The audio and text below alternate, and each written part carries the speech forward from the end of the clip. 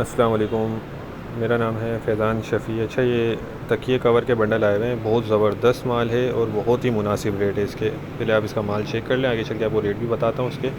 वज़न इसका 40 किलो है और तकिए का कवर है। अमेरिकन माल होता है ये माल। इसका आप देखते हैं, इसमें कॉटन वगैरह और कॉटन साटन सारे स्टफ़ जो है ना आपको मिक्स मिल जाएंगे। पिलो कवर कहा जाता है तकिए का कवर, सही है। और 40 किलो इसका वज़न होगा। माल माशाल्लाह बहुत ही ज़बरदस्त साफ़ सुथरा है।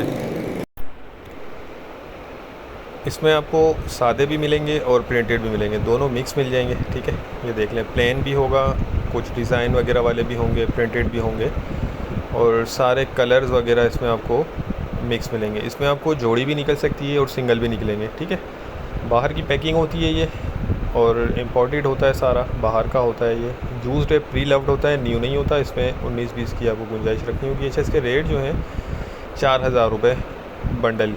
ठीक है, 4000 रुपये का बंडल मिल जाएगा आपको 40 किलो का।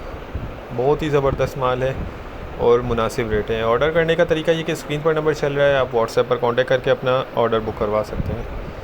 उम्मीद करता हूँ वीडियो आपको पसंद आई होगी। नेक्स्ट वीडियो तक के लिए हमें इजाज़त दीजिए। अल्लाह हाफ़िज़।